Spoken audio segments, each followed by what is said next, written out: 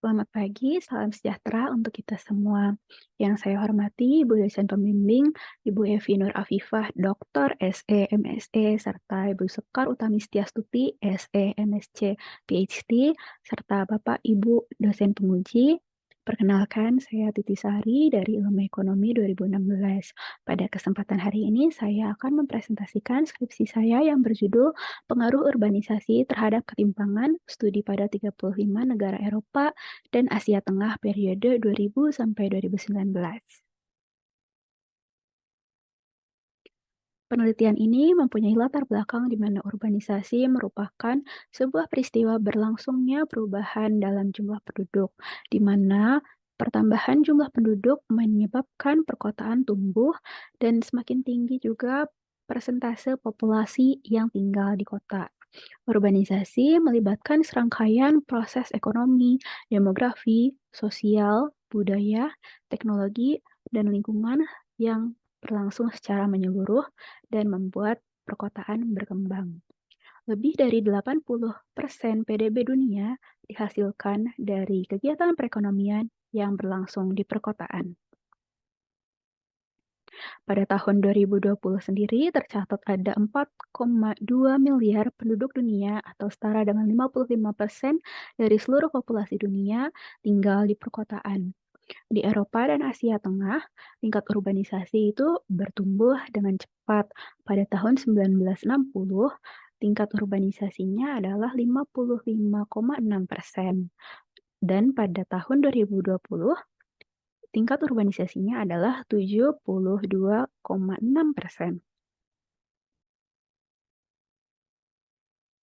Proses industrialisasi dan urbanisasi mempengaruhi distribusi pendapatan sehingga menimbulkan ketimpangan pendapatan. Menurut hasil saat ini secara umum ketimpangan tidak mempunyai tren menuju ketimpangan yang lebih tinggi karena ada wilayah yang telah mengalami kenaikan ketimpangan, namun ada juga yang telah mengalami penurunan ketimpangan. Kondisi dan masalah ketimpangan berbeda dengan tingkatan yang berbeda juga, berbeda tiap negara dan wilayah geografisnya. Dan ketimpangan itu bukan sesuatu yang dapat dihindari dalam menghadapi globalisasi. Penanganannya memerlukan kebijakan yang tepat dan sesuai. Sehingga muncul pertanyaan penelitian, bagaimana pengaruh tingkat urbanisasi terhadap ketimpangan pendapatan untuk studi pada 35 negara di Eropa dan Asia Tengah periode 2000 sampai 2019. Tujuan penelitian ini adalah menganalisis pengaruh tingkat urbanisasi terhadap ketimpangan pendapatan untuk studi pada 35 negara di Eropa dan Asia Tengah periode 2000 sampai 2019. Manfaat dari penelitian ini adalah menambah literatur mengenai ekonomika pembangunan dan ekonomika perkotaan menjadi acuan penelitian selanjutnya, memberikan rekomendasi kebijakan untuk pembuat kebijakan.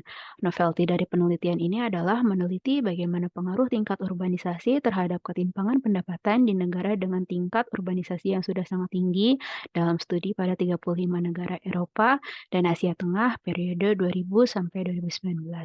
Penelitian ini merujuk kepada penelitian Wu dan Rao pada tahun 2016. Landasan teori dari penelitian ini adalah teori dari Kuznets tahun 1955, di mana Kuznets melakukan pengamatan terhadap pola ketimpangan negara berkembang dan negara maju, di mana ia menemukan negara berkembang mempunyai pertumbuhan ekonomi yang membuat kesenjangan pendapatan meningkat dan ketimpangan pendapatan adalah tinggi. Sementara untuk negara maju, pertumbuhan ekonomi membuat ketimpangan turun. Jadi ada sebuah hubungan berbentuk kurva U terbalik antara ketimpangan pendapatan dan pertumbuhan ekonomi. Kurva Kuznets menunjukkan pada saat terjadi pertumbuhan ekonomi, pada awalnya ketimpangan ekonomi akan naik, dan pada satu titik poin ada titik di mana kemudian ketimpangan ada di puncaknya dan kemudian karena sudah banyak pendidikan dan juga, mmm, kesempatan untuk bekerja dan meningkatkan kapasitas dan pendapatan, mmm, eee, ketimpangan akan menurun beriringan dengan negara itu semakin berkembang, semakin maju. Tinjauan pustaka dari penelitian ini antara lain adalah dari Wu dan Rao pada 2016, di mana penelitian mereka di Tiongkok menemukan bahwa urbanisasi dan ketimpangan pendapatan mempunyai hubungan yang nonlinear. Penelitian lain dari Sulemana et al. Tahun 2019 menemukan bahwa ada hubungan linear positif yang bersifat signifikan antara urbanisasi dan ketimpangan pendapatan di kawasan sub-Sahara Afrika. Lalu penelitian dari Zhenbur dan Zhuang pada tahun 2013 yang menemukan bahwa urbanisasi membuat ketimpangan pendapatan meningkat di Filipina, India, dan Indonesia, namun menurunkan ketimpangan pendapatan di Tiongkok yang berarti penanganan penanganan, ketimpangan itu perlu disesuaikan negara masing-masing karena urbanisasi mempunyai, pengaruh yang berbeda di berbagai negara meskipun mereka ada di satu wilayah yaitu di Asia. Modal dari penelitian ini adalah mereplikasi dari Wu dan Rao, yaitu dengan variabel dependen ketimpangan pendapatan dan variabel kontrol tingkat urbanisasi kuadrat, rasio jumlah penduduk miskin, PDB, FDI, dan kontribusi pertanian, perikanan, dan perhutanan terhadap PDB.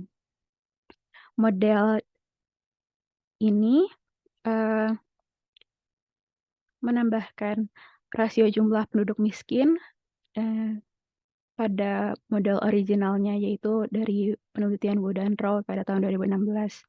Lalu, menghadapi kemungkinan ada masalah endogenitas, penelitian ini melakukan transformasi pada model dan menambahkan leg 1 variabel dependen atau leg 1 dari koefisien Gini ke dalam model. Data dan sampel. Penelitian ini menggunakan data yang didapatkan dari CIC dan World Bank data.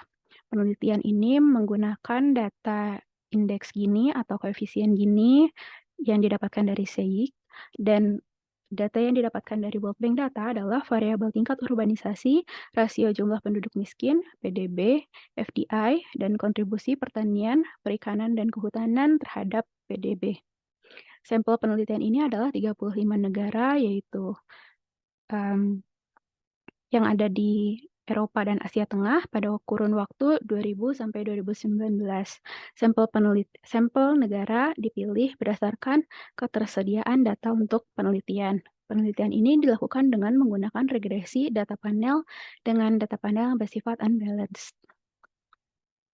Teknik analisis datanya adalah, regresi data panel. Penelitian ini akan melanjutkan melakukan statistik deskriptif, uji penentuan model, uji asumsi klasik, dan apabila nanti ada identifikasi bias dalam model, penelitian akan dilanjutkan dengan metode GMM. Ini adalah hasil dari statistik deskriptif penelitian ini.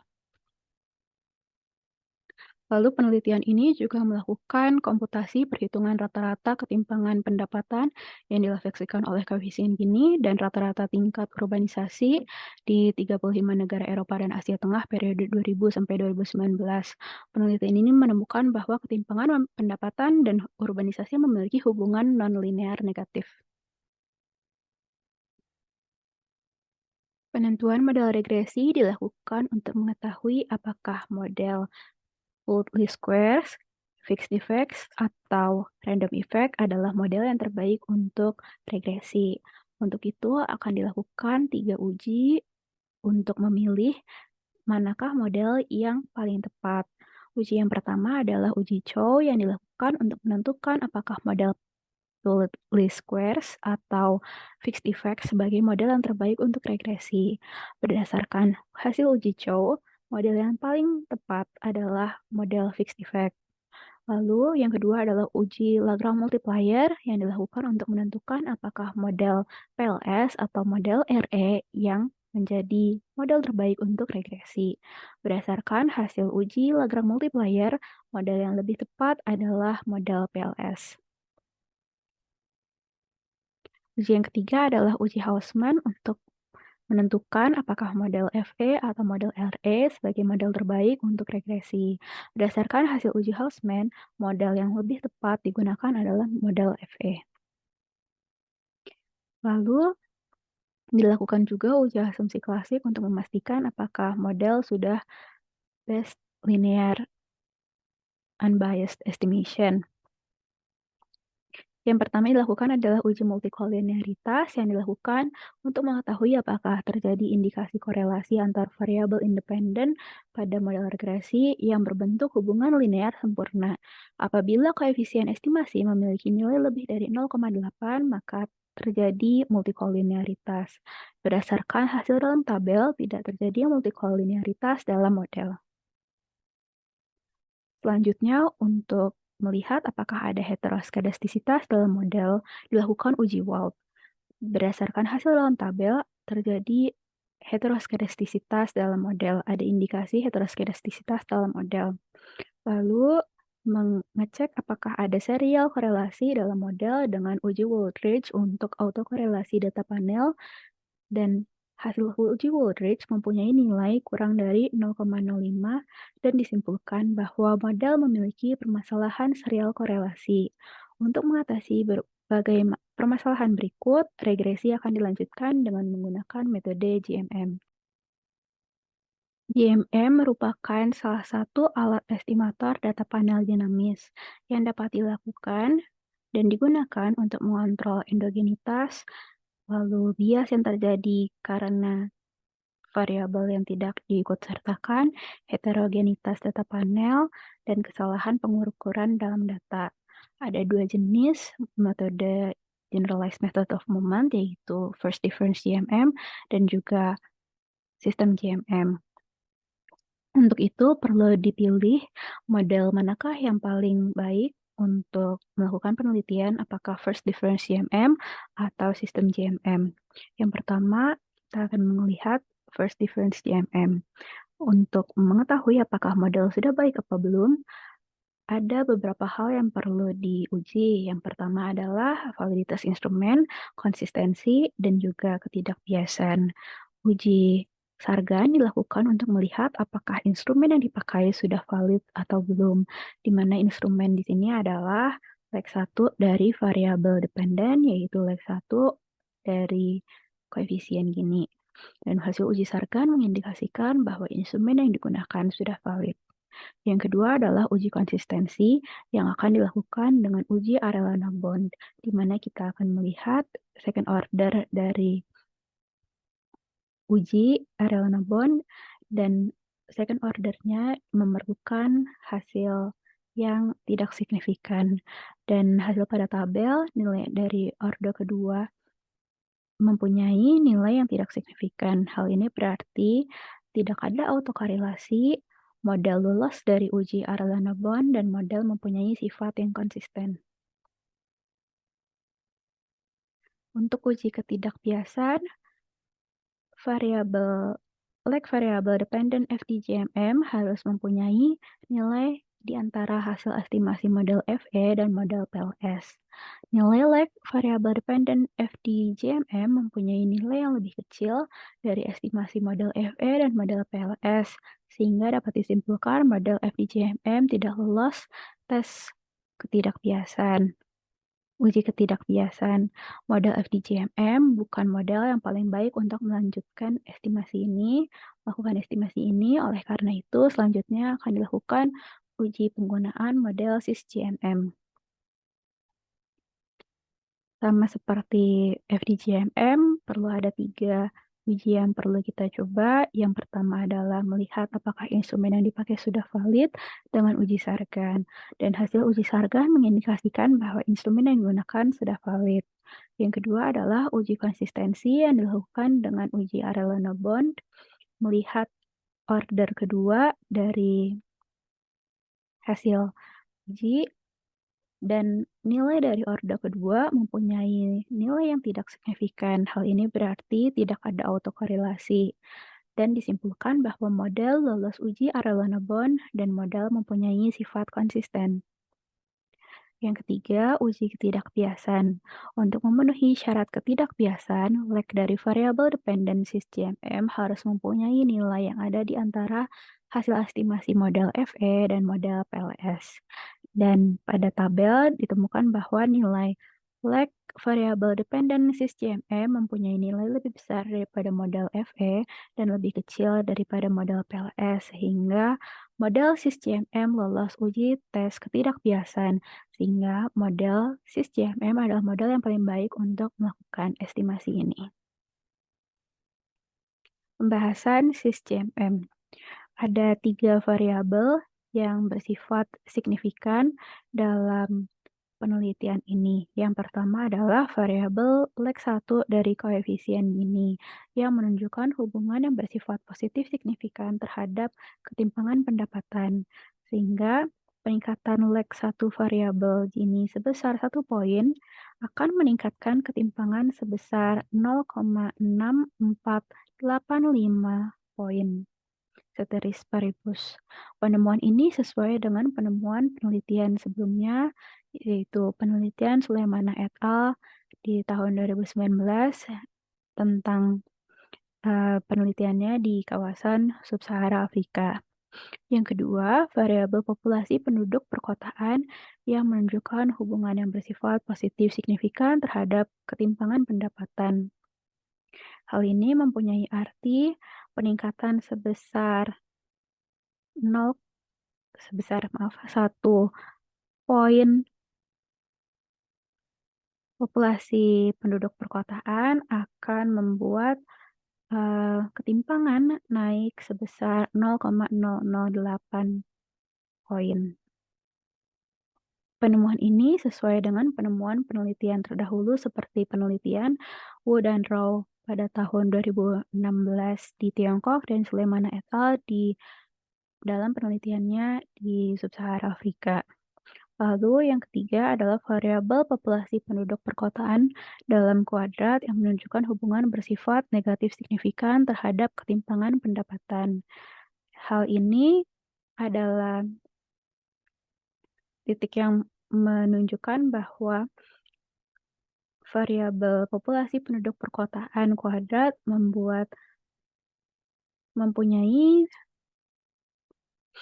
variabel populasi penduduk perkotaan kuadrat mempunyai hubungan yang bersifat negatif signifikan terhadap ketimpangan pendapatan. Penelitian ini sesuai dengan hasil penelitian sebelumnya yaitu Wu dan Rao tahun 2016 di Tiongkok, Segala Akita dan Yusuf 2014 di Indonesia, serta Ha, Le, dan Trungkien tahun 2019 di Vietnam.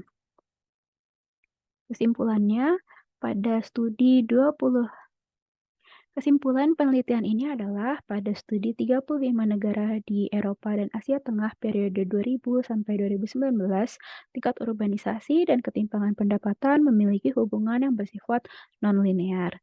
Ketimpangan pendapatan di Eropa dan Asia Tengah sudah mencapai titik turning point dan ketimpangan pendapatan sudah mempunyai tren yang menurun. Keterbatasan penelitian, yaitu penelitian terkena hambatan keterbatasan data untuk beberapa tahun penelitian sehingga penelitian ini tidak dapat meneliti bagaimana pengaruh tingkat urbanisasi terhadap ketimpangan di Eropa dan Asia Tengah secara menyeluruh. Penelitian ini juga tidak dapat memperhitungkan kemungkinan adanya peran migrasi terhadap variabel yang dipakai dalam penelitian. Implikasi dari penelitian ini adalah pembuat kebijakan masing-masing negara perlu selalu memperhatikan perkembangan urbanisasi sehingga dapat menyesuaikan kebijakan yang akan dibuat sehingga dapat mencerminkan keadaan yang sesungguhnya dan bisa menyesuaikannya untuk kasus negara masing-masing.